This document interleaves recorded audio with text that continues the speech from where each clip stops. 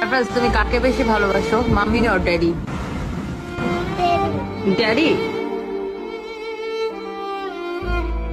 Mummy please ড্যাডিকে একটু video কলে দেখাও। ছোট্ট সারফরাজ এখনো বোঝে না তার বাবা মৃত্যুর সঙ্গে লড়াই করছে, তাই তো মাম্মির কাছে আবদার করলো, মাম্মি প্লিজ ড্যাডিকে একটু ভিডিও কলে দেখাও। দোয়া করবেন আমাদের জন্য যেন আমার হাজবেন্ডের।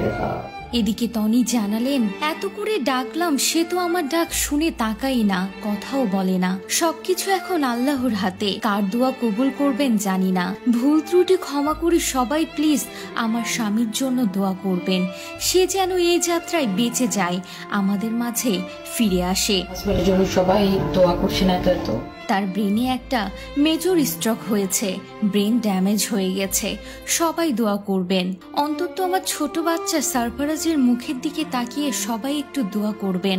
না বাসো, আমার স্বামীটা যেন এই যাত্রায় বেঁচে ফিরে আসে। হ্যাঁ ভিউয়ার্স, রুবায়েত ফাতেমা তনির হাজবেন্ড সাদাত রহমান মৃত্যুর সঙ্গে লড়াই করছেন, কারো ডাকে সাড়া দিচ্ছেন না, রয়েছেন আইসিইউতে। প্রতিনিয়ত স্বামীর জন্য সবার কাছে দোয়া ও ক্ষমা চাইছেন রুবায়েত ফাতেমা তনি। এদিকে তনির সন্তানের জন্য সবাই দুঃখ প্রকাশ করছেন এবং মন থেকে দোয়া করছেন যেন ছোট্ট সারফরাজটা এখনই এতিম না হয়ে যায়। এদিকে তনি তার হাজবেন্ডের পাশে ছায়ার মতো রয়েছেন।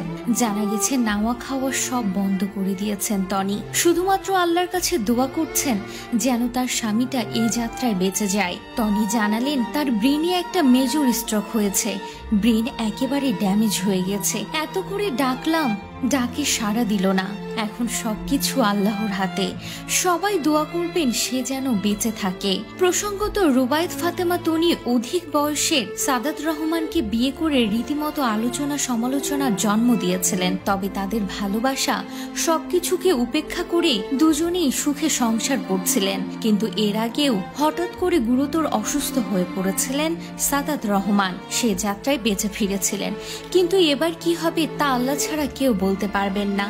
বারবার স্বামীর জন্য সকলের কাছে দোয়া চাইছেন রুবায়েত।